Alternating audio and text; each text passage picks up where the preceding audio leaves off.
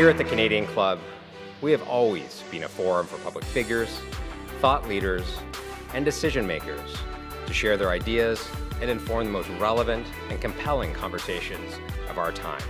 We are dedicated to encouraging debate on the issues that matter to this city, this province, and this country.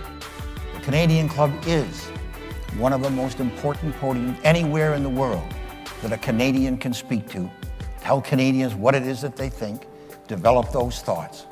And so I want to thank you for that very, very much. Please join me in thanking our esteemed panelists today.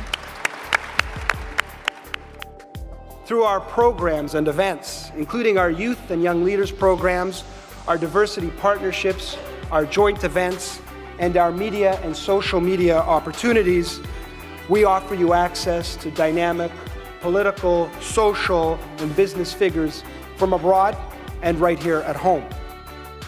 The platform from which the eloquence of Canada has flowed all of that time, whether it be business, education, politics, sports, arts, and culture. If someone wants to say something to Canadians about this country and about the future of this country, this is the venue you choose.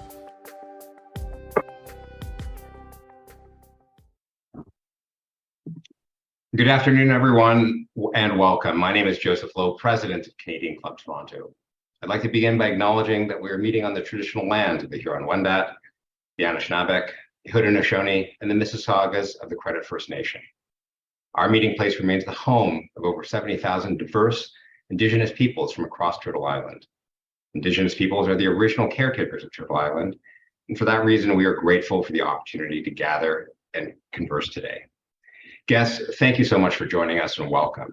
And thank you to our AV supplier, Van Valkenburg Communications and livemeeting.ca for making this all possible. With over $2 trillion in business assets projected to be sold over the next decade, Canada is seeing its largest wave of business owner retirements in history. Today, our expert panel will discuss the US and UK experience of employee ownership trusts, one of the most newly popular business succession tools, and how Canadian governments and the private sector can work together to build better economic outcomes for our workers and our communities. Now, just before we hear from today's panel, I'd like to review a couple of housekeeping items. First off, to pose a question, you'll see the question tab on the right-hand side of your screen. Hit that, and your question will be sure to be sent through to our moderator. The help button located in the lower right-hand corner of the screen is there for technical support if you do have any questions. I'd also like to take a moment to thank today's sponsors, Stikeman Elliott, for helping to make this event possible. And thank you, as always, to our season sponsor, Canadian Bankers Association, for its ongoing support in our 125th year. Canadian Club is a nonprofit, and we've been gathering people together for 125 years. And it's because of our sponsors, partners, and our members in our community that we were able to do so. So thank you to all of you for your support and encouragement through the years. And now it's my pleasure to introduce our speakers of the day. Christine Cooper, Executive Vice President and Head, BMO Commercial Bank, Canada. Chad Friesen, CEO, Friesen's Corporation. Tim Masson, Chief Steward and CEO, Ray's Recruiting. Cindy Turcotte, CEO and President, Gardner Supply Company. And today's discussion moderator, Matthew Mendelsohn, Senior Advisor at Boston Consulting Group. Now, a tradition that our club maintains to this day is a toast that we make at the beginning of our event. So if you have a beverage in hand, please join me in our toast to Canada. Canada. Matthew, it's my pleasure to hand the Canadian Club podium, and Mike, over to you. Thank you, Joseph. It's my pleasure to take it. So many of us, including myself, have been thinking about how to make capitalism more inclusive, how to make economic growth more inclusive, how to make wealth creation more inclusive.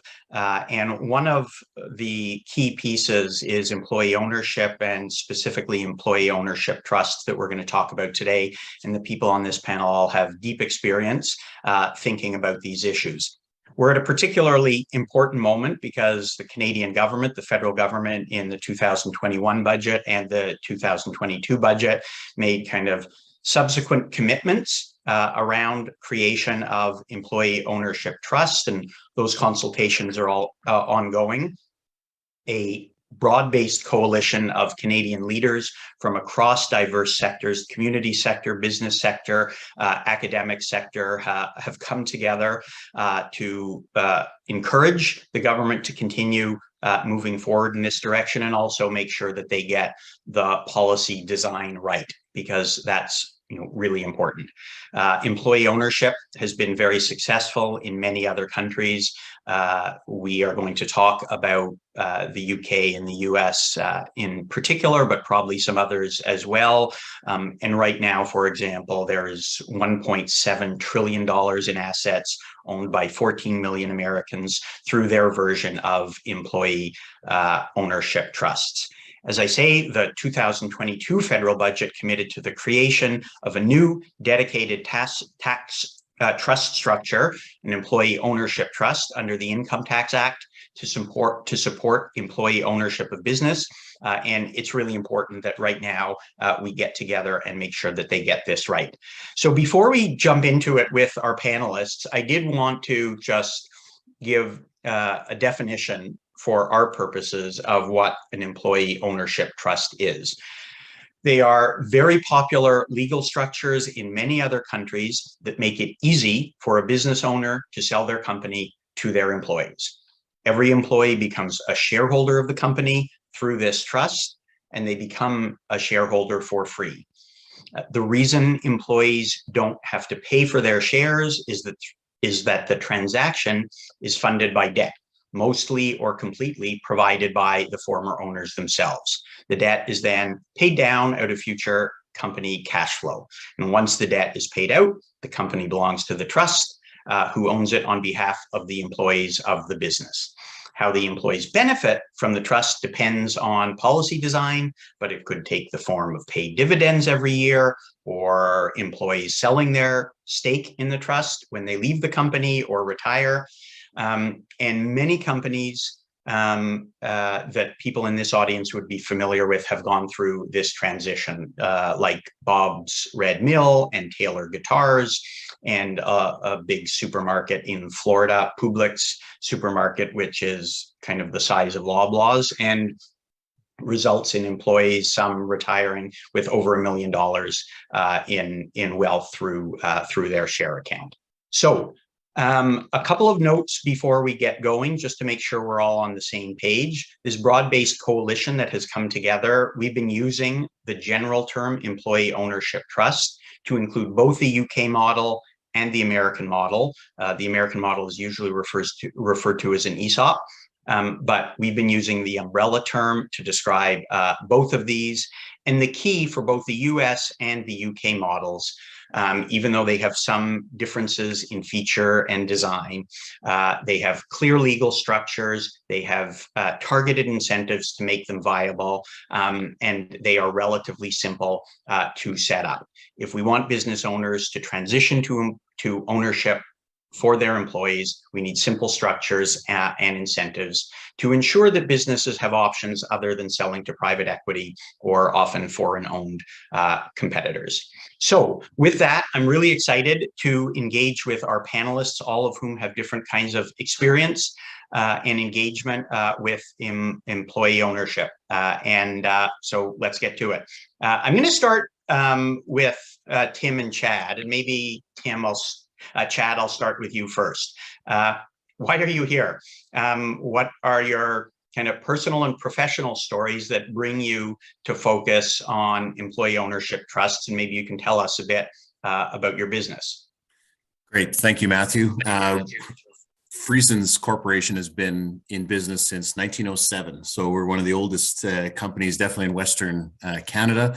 And we're in the business of helping other people get their best story out to the world. And we do that through the power of print. And so we produce many books, packaging, and work with authors to self-publish their titles.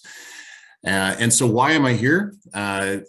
We are, I think, as far as the coalition, I think we're an example of how employee ownership has had a positive impact on a business and a community over an extended period of time.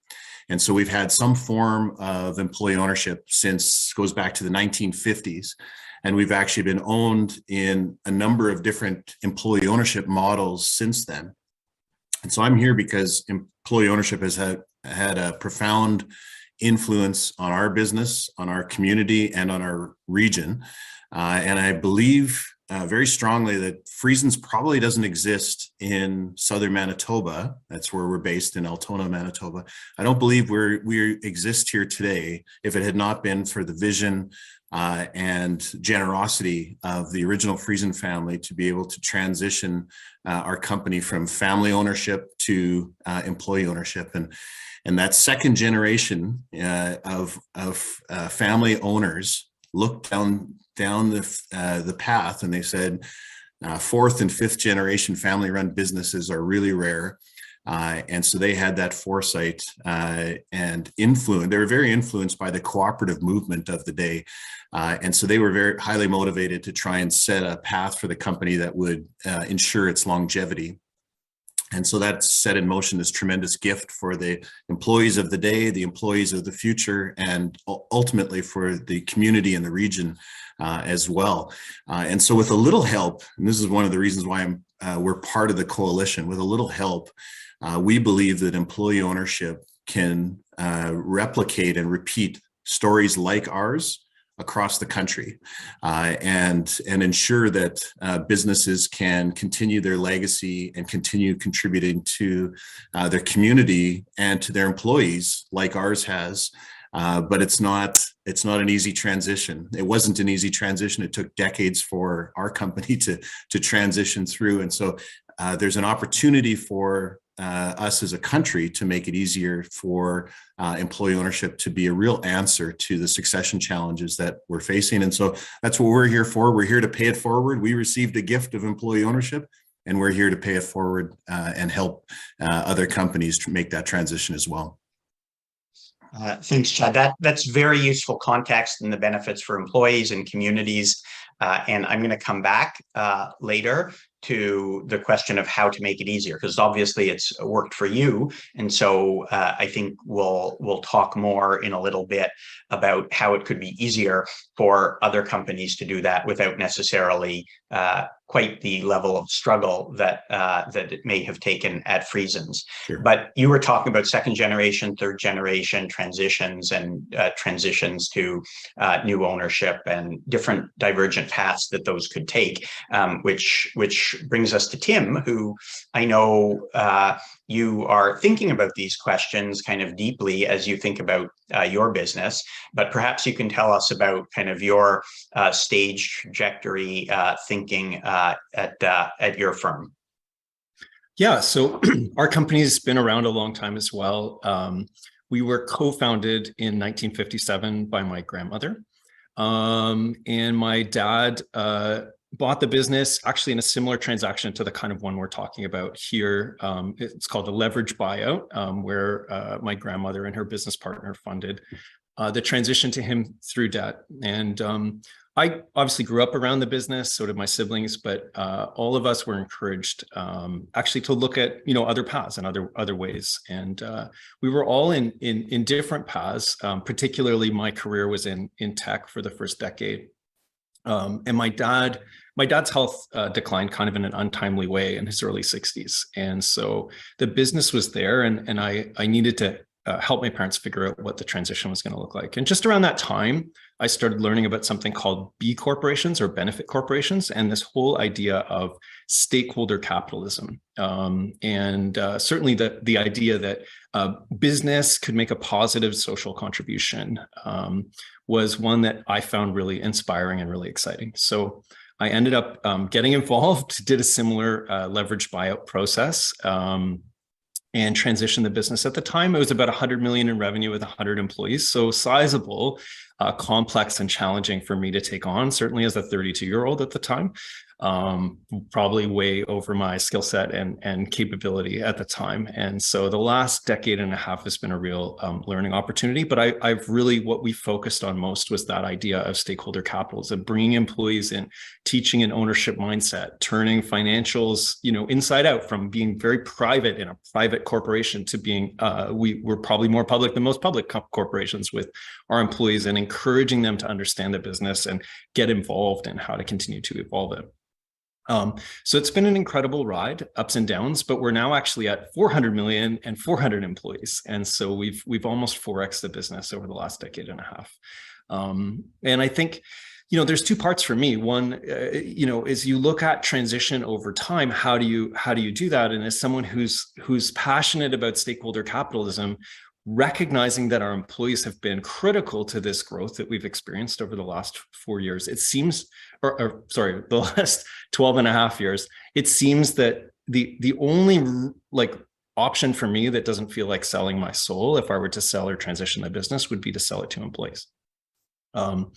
And it's honestly too large and complex to think about transitioning through the family ongoing, which I think is why often family businesses make it to a maximum of 3 generations. So I'm passionate about this subject and this topic. The challenge is that it's very difficult, and I know a lot of other business owners that have gone through an employee ownership transition in Canada, and it's been close to a disaster because of the complex structures that are required, kind of the workarounds, and honestly, the lack of incentives. Something else that I'm totally passionate about is,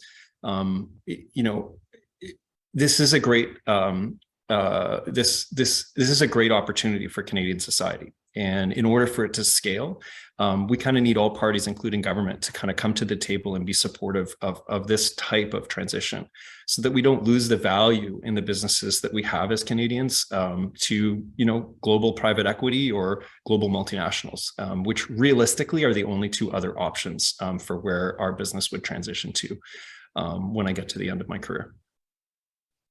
Thank you, Tim. That likewise is great context as you think through these things and situating it really in the emerging conversation that is going on globally and very much in Canada, which is about stakeholder capitalism and ensuring capitalism is working for communities and for workers.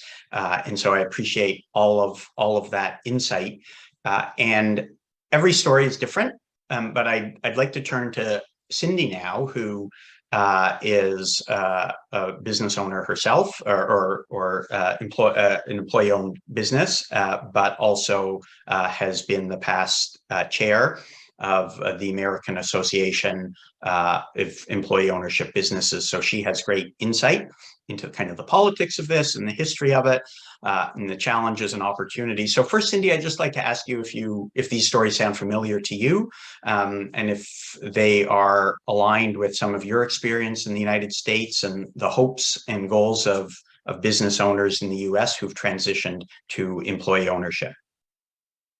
Absolutely. I'll just a little bit about Gardner's Supply just to start, because even our employee ownership is a little bit different than many, even in the States, because we started our ESOP not long after we became a company. We started in 1983, and we are Gardners.com. You can buy through the web, and we have retail stores. But so we had about 30 employees back in, we started in 1983, and our owner, who was in his late 30s at the time, started in the US, it's called an ESOP, an employee stock ownership program. And we started actually very small, and we just bought bits and bobs along the way, and until we became 100% employee owned through an ESOP in 2009.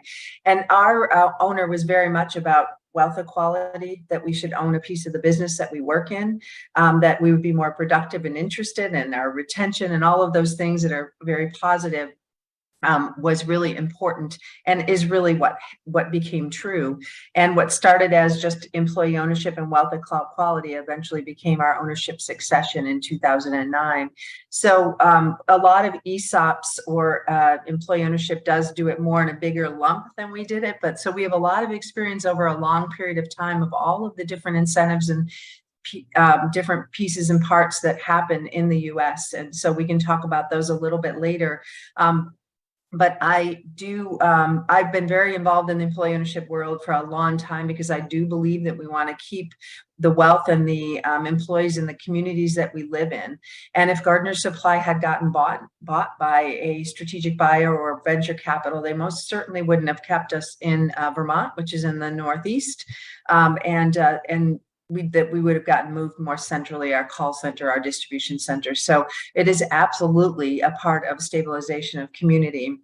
And so I think that's one piece that is really important to look at.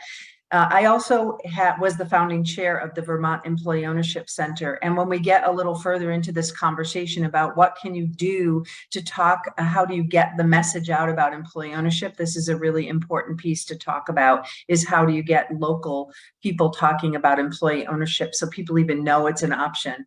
I also did serve as the chair of the ESOP Association out of Washington, D.C., which is our largest national organization on employee ownership.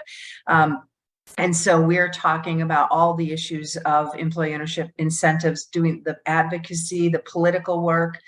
So we can get into more of that also because it's very bipartisan in the US. It's a great topic for us to talk about. And also now I'm the chair of the Employee Ownership Foundation. So the foundation does research, sponsors things like this. The Oxford Symposium on International Employee Ownership. And so it's the nonprofit arm of the ESOP Association. So I'm also very involved in that piece too. So I look forward to it. We're also a B Corp. And I really resonate with everything that Tim and Chad talk about. All of those things are absolutely true for Gardner Supply, but I am involved with hundreds of companies across the US and very involved in both the advocacy and the incentive part. So happy to answer questions as we go along. That's great. Thank you, Cindy. And I know people are going to take you up on that. Just so people know, if you're watching me, I'm not texting with my kids. I'm checking questions as they come in on the phone. So we've got a number of questions already, and certainly, Cindy, some of them will be for you as we go forward. And the point that you make about communication and advocacy and publicity, having the wider public understand these as options, but also as business owners understand these as options. And that's part of the reason that, the federal legislation and changes to legislation are so important, because those create foundations, and then investment community and supporters can help, mobilize and direct business owners and provide advice to them with this as a real option.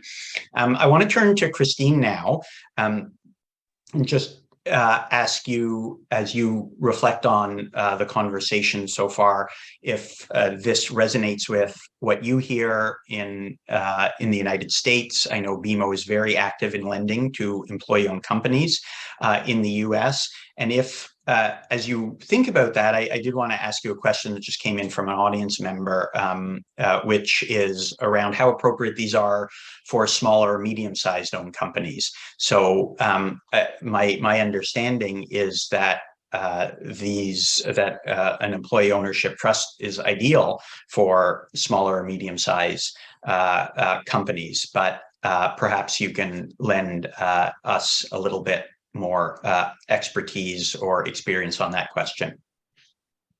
Sure. Thanks so much, Matthew, for that question. And I think it is interesting because BMO has been very active in this space for over 40 years in the US, and we have a very large team in the US. And when I took over my job about 6 years ago and was studying the differences between US and Canada, I was wondering why it was so big in the US and it wasn't in Canada.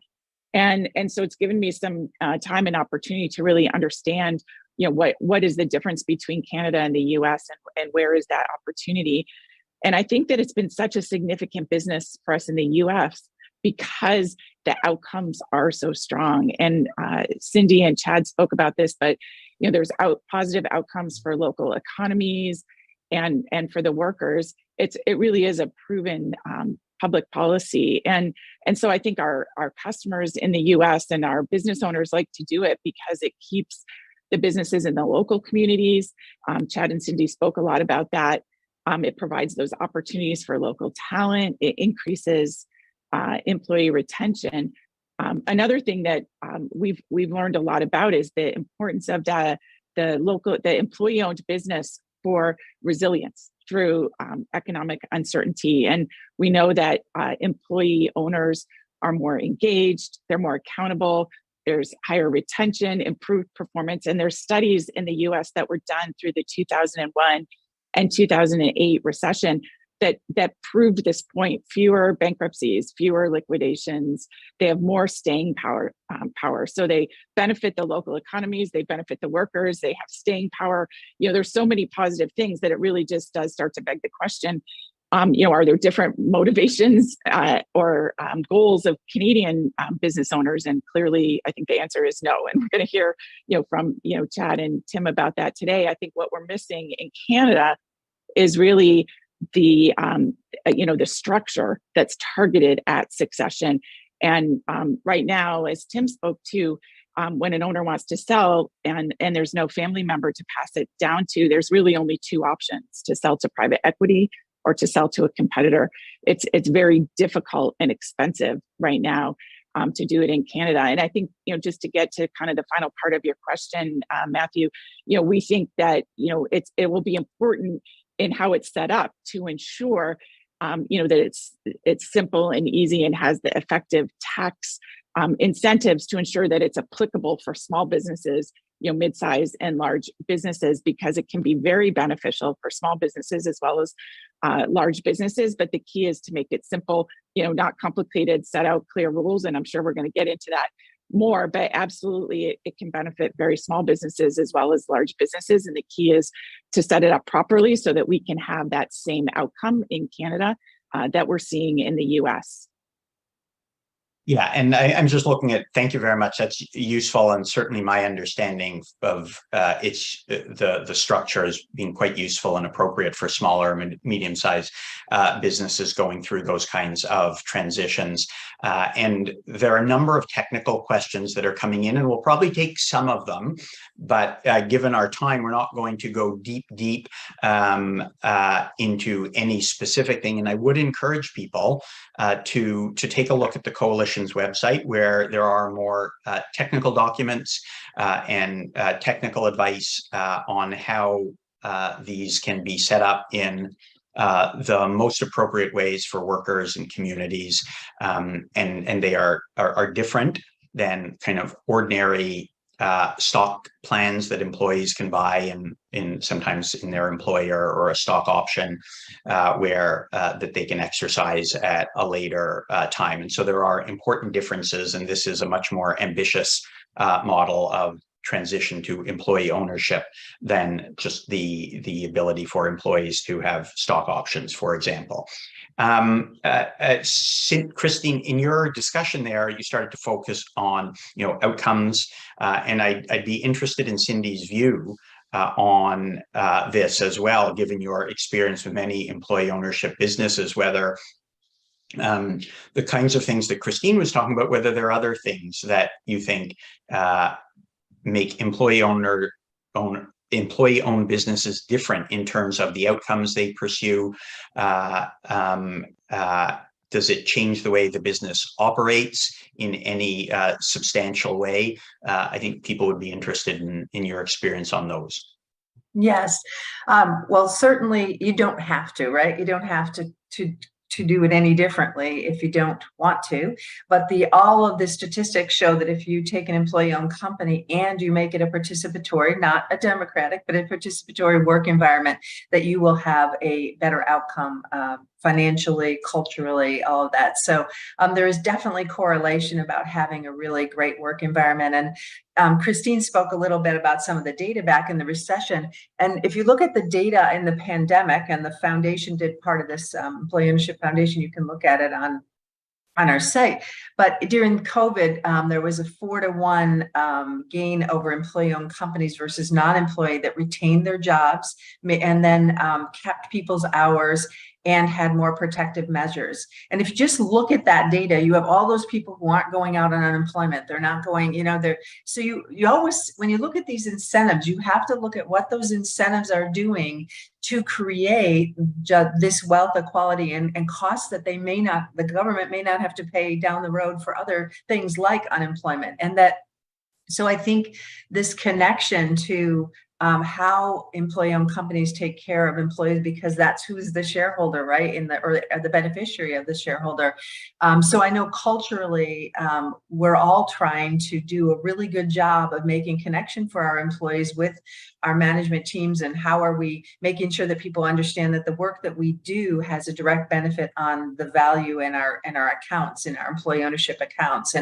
And so we spend a lot of time trying to make those two connections. So there's the connections, and then there's your community. I mean, if you were to look at employee-owned companies and the communities that they work in, and the volunteerism and the money that they're putting into their communities, I think is very noticeable too. So I think the connection of people, planet, profit, are all intertwined. We are not there at the service of a venture capital or a strategic buyer. We're there because we're loving the work that we do, and we're in the communities we want to be in. Did that answer your question? I think it did. But I'll turn to Chad and Tim next. But Chad, why don't I go to you first in terms of your sector, which you talked about a bit, but there's obviously a lot of consolidation going on in many sectors, including yours. And I am wondering whether in terms of outcomes that one can achieve through employee ownership, whether you think this structure can act as a check on some of the negative outcomes that we see in various industries, like consolidation, like ownership by those outside the community. Yeah, certainly, Matthew, there's been consolidation in our industry for the last couple of decades for sure. And it's interesting that some of our chief competitors in the print business are actually employee-owned companies that have been managed to weather some of the economic challenges that the industry has gone through. Very much to Cindy's point of employee-owned companies have a easier path and a better narrative with their employees when it comes to belt tightening, times of trouble, crisis, etc. But maybe I think what I might be able to add more so than our industry perspective would be sort of a small community microcosm. I know I look terribly young, but I've been around for a while, and in a small community we can see, unlike maybe in a larger urban center, in a smaller community, we can see turnover happening, succession of businesses, and we're able to actually witness good family-run businesses that maybe are multi-generational, but then when it comes time to get out of the business, it is often the case where they're sold to interests that are out of the community. And so phase one is really the financial transaction. Phase two is you lose a bunch of your senior leadership roles within the business that heads somewhere else, and so the community loses some of the highest paying roles within the business. And then slowly you start to see some of the succession of employees and consolidation of employees to other places. And we've seen it at a local level. We've seen it over and over and over again as businesses have transitioned. And so I think that's it's an interesting perspective, because we have small communities that scattered all over Canada. And many of them, you walk through and you talk to the mayor, you talk to somebody, and they're going to have a large employer that is really the cornerstone for the community. And I think that's ultimately, I don't believe it's necessarily industry specific. I think it crosses all sectors, that it's more of a generational challenge that we have ahead of us that we can answer with it, rather than specifically in an industry. Thank you for that, Chad. That's such an important point, and it connects to discussions that have been implicit here, but I'm really glad that you've made them explicit, because part of this overall agenda is about community wealth and community resilience and the vibrancy of many smaller and medium-sized communities that rely on anchor institutions, which can be family-owned businesses that have been there for generations. And there are a lot of people who are thinking about this and working on this. And to me, the employee ownership model, is a really important lever in contributing to the resilience and vibrancy of local community economies. If I can turn to Tim now, and as you think about selling your business, you've already talked about or transitioning your business in a number of ways, some of the values and preoccupations and goals that you have. But I am curious about your worries or concerns, and how do you think employee ownership might change the nature of your business or respond to those concerns?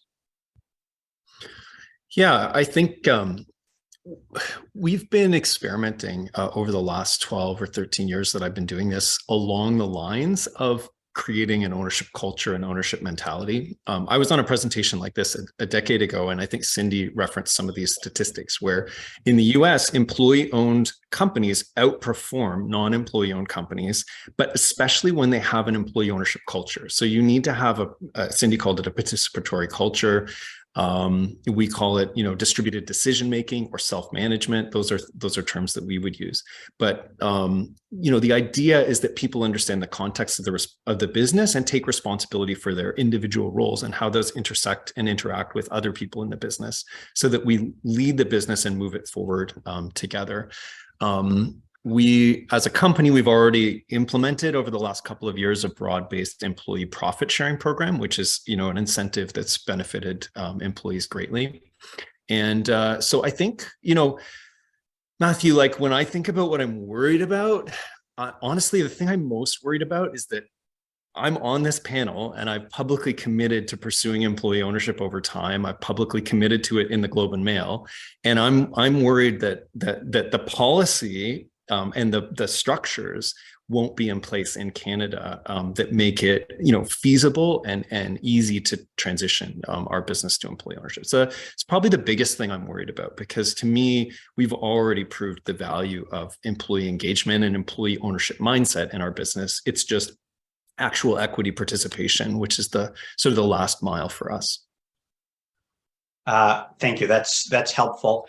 And I'd like to ask Christine about this same question, but also to maybe prod on a couple of issues that people on this panel may know about or may not know about, and we can get back to people about, because a lot of technical questions are coming in.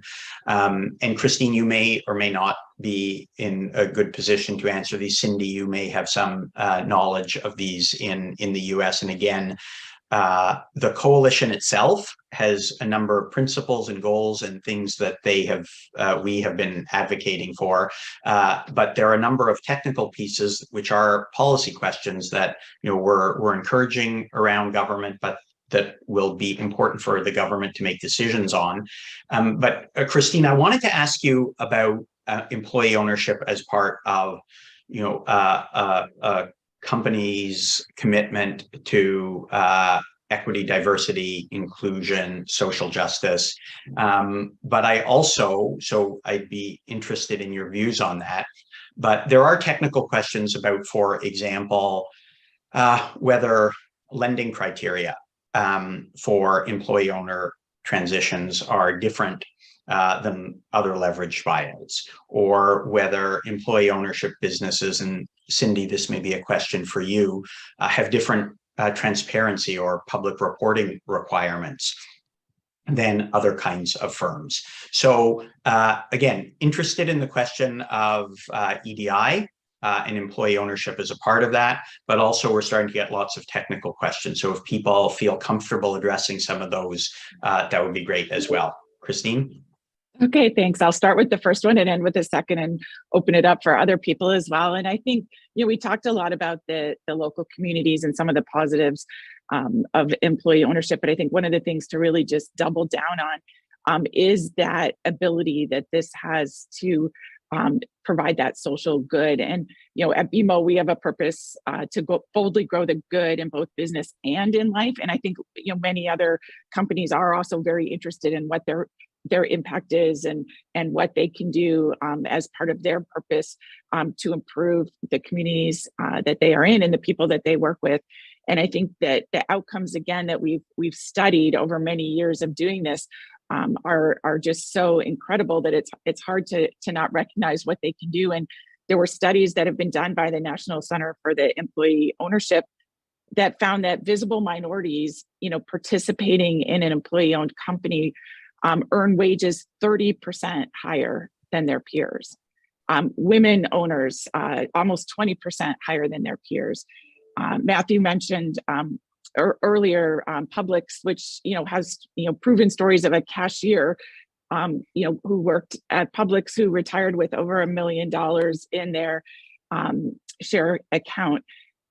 We have a client who was recently on a panel with us, Stephen Smith, who's the CEO of Amstead, and he talks about walking across the shop and having one of his shop workers come up to him and celebrate because he was now a millionaire as a result of the employee ownership. And so I think it's proven the positive impact, especially for leveling that playing field of many groups that have been historically disaffected, is what's so important in this. So that's why we think that this can be such a win-win for everybody involved: the business owners, the employees, and the communities. And so, from an EDI, that's piece. From a technical piece, again, there are, parts of this, and there's different ways that they can be structured as well, but it does involve debt, right? So there are things that do come around with being able to repay that debt.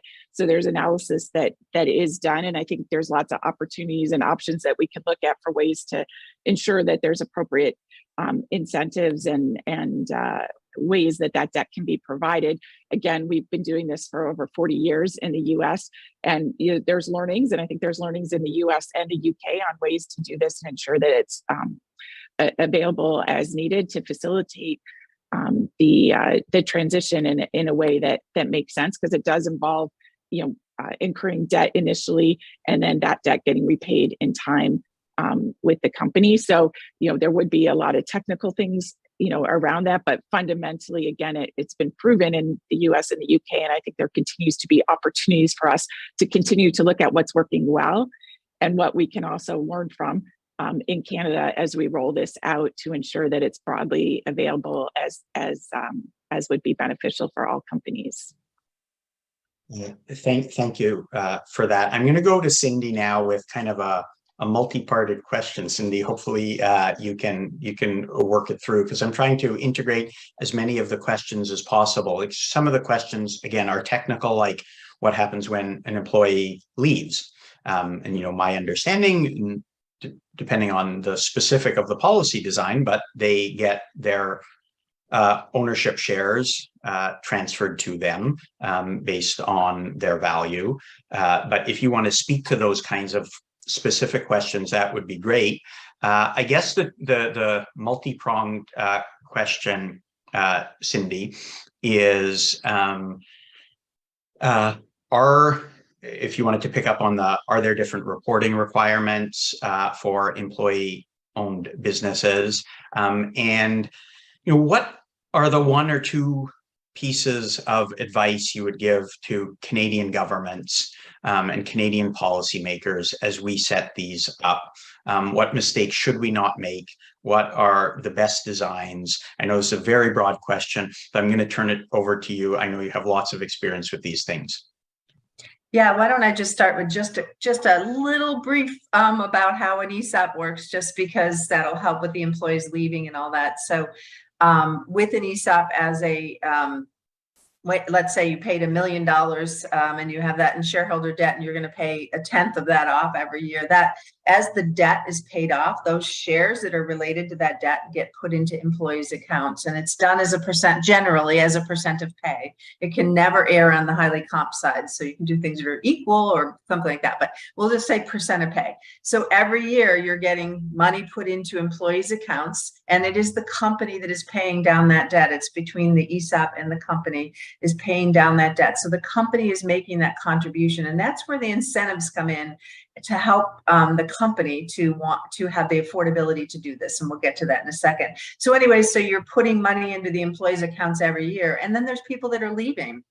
The company has to pay that money as they leave. So all the combination of paying down the debt and the people are leaving are going into all the existing employee accounts. So that's the simplified version. So when an employee leaves, there's a payout schedule. For us, they have to wait 5 years and then we start to pay them out. Because in the US, it is a retirement program. I don't suggest that necessarily for Canadian if we want to make things simplified. So we are required from a record keeping standpoint. We are over 100 participants in our ESOP, so we do get audited. Our ESOP actually gets audited just like you do for your financial statements, but you absolutely have to provide documentation as a part of your end of years for your ESOP. It is regulated by, for us, it's ERISA, which is our retirement plan. And I do recommend that there is that it is regulated, because if you're going to have incentives, you need to make sure people aren't abusing it, right? You want to make sure that it's being done correctly, because it is the wealth of the employees that we're looking to take care of, right? So that's sort of a very quick and dirty. The pieces of advice, one is that it is complicated to do an ESOP or an employee ownership transaction. But remember, when you get bought by private equity or whatever, that's complicated too. And so when we talk about the expense of it, I'm like, it's expensive to do the other one too. So I'm sometimes confused by that, but it is expensive. Yeah, it is. And it is expensive for either one. So, but these incentives, the reason why we want to have some incentives is, one is many times if you're selling to your employees, you may not get that top dollar that if you're looking at fair market value versus a strategic buyer or private equity. So there is a piece which is the owner has to be willing to look at this and say, this is the best for us. And that I might be able to get $2 a share more from someone else's.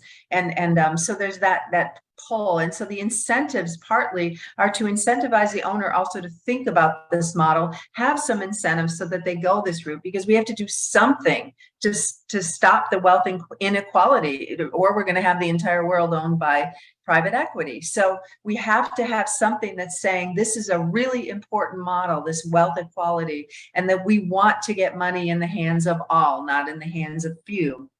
So there's been incentives in our past. Christine, you probably can speak to that. There used to be an incentive for interest rates for banks. And I really like that option, because it's hard for us companies to get you have seller financing. But what if your seller's 80 or 85? They don't want a 20-year loan. So you have to have access to capital. So having banks being willing to give money.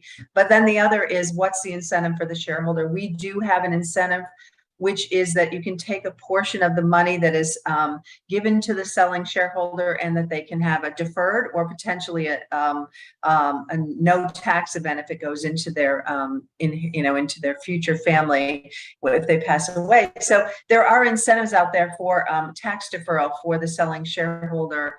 There's also tax incentives for the company itself for having an ESOP. So the combination of all of that makes it palatable for, I think, the selling shareholder. It makes it more affordable for the company. And hopefully, if the bank had some incentives, that you'd have all of that group working together to really have incentives. I sort of stayed up at this level, but Matthew, is there more you wanted me to? I don't. You go into detail, and I could talk all day. So. No, I think that's great, because you've highlighted a couple of key pieces, and I'm going to, Chad, turn to you in a second to engage with a couple of them. You've highlighted a couple of key pieces around incentives and really kind of equalizing the floor, because there is private equity or competitors, and you want to make sure that if an owner, and I'll come to you on this, Tim, is interested in undertaking this path, it isn't done in a way where it is much less financially viable for the business owner. So, and you've also highlighted, Cindy, how many specific policy decisions are embedded in this. But Chad, let me ask you, because you have experience with employee ownership now for, as you say, at Friesens for 60 years. Why do we need new legislation? What is missing here? And why is this a big deal for you or businesses like you? Thanks, Matthew. Can I make one point on Cindy's topic that Cindy just spoke to? So what we're advocating for is a freedom within a framework. So for instance, at Friesens, we don't treat employee ownership as a retirement component. We deal with it on a dividend basis. And so essentially I don't want to go into necessarily the details of how it works, but I want to make sure that we don't leave people with the impression that we're advocating for a very specific way of running an employee-owned company. There's numerous ways to do it. We're looking for the framework that allows companies to make those decisions. And so what we're trying to advocate for why do we need legislation? Because we've had to really piecemeal our employee ownership program together over time. And what we're trying to do as a coalition is, one, make it easier, two, make it give some motivation to actually get it done, and then three, want it to be inclusive, and so that it's not just about the privileged few that have the resources to be able to buy into stock in a company, that it's a very inclusive and broad-based model. And so the current trusts, I'll talk about two specifics. One is trusts. The trust makeup in Canada is challenging. And number two is the lack of incentives is challenging. Those are really the two big nuggets that we're trying to get across the line with the federal government. And so today, the way we're owned by trusts that have a 21-year maturing date, which essentially creates a capital gains event for any assets held in the trust at that time. And so what the 21-year rule does, it creates sort of a unnecessary financial pressure on the company to be thinking about redemption of those assets or setting aside cash for a potential capital gains event that's going to happen in the future. Both of those things may be drawing cash out of the business at a time when it shouldn't be pulled out of the business. And so rather than fueling new innovation and fueling CapEx and a bunch of the things that go into a thriving business, because of this arbitrary 21-year rule that's associated with current trust models, now we have to think about how to redeem, how to set aside cash, et cetera. And so we're advocating for a trust model that's dedicated to employee ownership, that can hold assets in perpetuity, that you don't have to continuously be working towards this capital gains tax event. And ultimately it fits with the intent of the government, which is we want these businesses to continue to grow, to continue to add employees, spend money on the growth of the business rather than trying to deal with a trust event. So that's number one. We're advocating for a dedicated trust model, but then we're also advocating to incentivize owners. We are asking a lot of owners. We're asking them to, many of them, to sell their business at a bit of likely at a discount versus what they'd be able to sell it for in those other external parties. Two, it's more work. It's more work. It's not just a financial transaction. You're actually dealing with a cultural transition of the business. And so you're asking an owner that's maybe in their 70s, maybe even in their 80s, to now not only finance a good portion of the transaction, but you're asking them to do more work, take on more risk, and so we believe that the financial incentives for the sellers is absolutely critical, and that they have some tax. Yes, we want to have some tax advantages to selling your business to an employee-owned ownership model. And ultimately what that means, and I think one of the concerns of government, is we don't want to be seen as incentivizing wealthy business sellers. But what we're advocating for is we need to put those incentives in place for hundreds or thousands of business owners so that we can benefit hundreds of thousands, or in the US case, millions of employee owners for decades. And so yeah, go ahead. Yeah, I'm just going to interrupt you. We have, that was super helpful. We have 4 minutes left. And so I want to go to each of you for a final thought. And so to Tim and Cindy and Christine, kind of a main message in terms of what the government needs to get right in kind of 45 seconds. But Chad, I want to start with you, and just you've been talking about what the coalition is advocating for. So again, in kind of 45 seconds, how do you think that's going? Do you think we will see positive change in the next budget? I'm not in the business of predicting our government's decisions, but I believe that the trust structure has got a lot of momentum, and it's a nonpartisan momentum as well, support from all different areas. I think the tax incentive component needs some support. And so do I believe something is going to happen? I do. Will it be all that we believe is necessary to move things forward in Canada with employee ownership? Therein lies the challenge. Thank you very much, Chad. Tim. Yeah, I think I mentioned at the start that I'm passionate about the idea of stakeholder capitalism. And I'm also a systems change guy. So it's one thing for me as an owner to be committed to this path. And I think it's certainly important to look in the mirror and lead by example.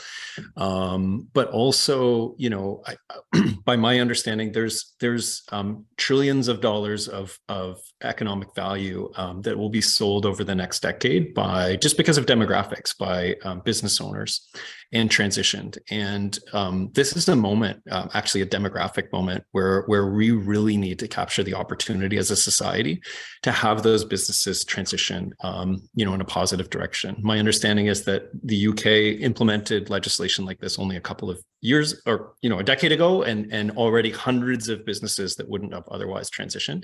So if we don't get these incentives right, particularly the tax incentives for selling owners, I might do it. The Friesen family, 100 years ago, made this choice. But we need hundreds of business owners to seriously consider this path in order to keep this wealth in the hand and control in the hands of Canadian workers. And I think the moment is urgent, and this is a critical priority, and one that should absolutely be bipartisan. There's no question that this is a policy that will pay back dividends for the country. Thank you, Tim. Christine. Thanks. I don't want to reiterate too much. Just what we are recommending is a clear structure written into the federal income tax with specific rules and guidelines that are easy to understand. So, that's critical. The incentives, and again, there needs to be the tax incentives to encourage the owners to sell, because that the benefit of doing it that way, and everybody's talked about that. And the last thing that maybe hasn't been mentioned yet is we do need some oversight to protect the employee owners and the public interest. So, that's a piece of it as well. Thanks. Cindy. So to maybe summarize a few things. One is we need to face the wealth equality issues, and we've got this big opportunity, as Tim mentioned, to be able to help support companies to become employee-owned. This is in the U.S. a nonpartisan issue, so I hope also in Canada it should be a nonpartisan issue. Also, the incentives are really important, and like Christine said, you do have to help create that structure so people do understand how money goes in and out of the employee accounts and doesn't make it onerous on the company to be doing it, in all different ways. Giving that structure is super important. But the last thing that I'll add that maybe hasn't been said then is you could have all of these incentives, but if nobody knows about them, that's not going to be helpful, right? So how do you get boots on the ground so that every province knows, everybody knows how to do it? Where are you? How are you getting out to the business owners so that they know about employee ownership and that they know about these incentives? That is a really, really crucial point, or it's going to just be there and no one takes advantage of it. Thank you so much, Cindy. Those are really good messages to end on. And before I turn it over to Joseph, I just want to say, if people do have more specific questions or want to learn more about this work, the website is employee-ownership.ca. So please check out the resources there. So thank you to everyone, and back to Joseph. Thank you so much, Matthew. Christine, Chad, Tim, and Cindy, thank you for taking your time out of your lunch hour to join us today. The Canadian opportunity for employee ownership is compelling. And I think that we are all very much inspired by the real life experiences that you shared with all of us today. But there's still clearly work to be done to establish the policy frameworks to make this happen at scale in Canada. I think we can come away from the conversation in full agreement that the differential outcomes supported by people, planet, profits are really exciting and more than worth the work. Matthew, thank you again for your expert guidance of our conversation today. And thanks once again to our event sponsor, Stikeman Elliott, and our season sponsor, Canadian Bankers Association, for making this complimentary event possible today. Canadian Club's vision is to be the podium of choice for relevant and provocative conversations, connecting the business community and promoting an inclusive and prosperous Canada. We aim to achieve this vision at every event, and clearly today was not an exception. Thank you so much for being part of it, everyone.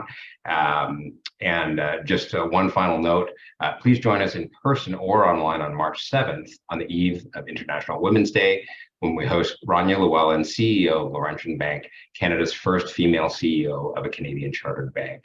Thank you once again to everyone for spending your lunch hour with us. Stay healthy and look forward to seeing you again soon.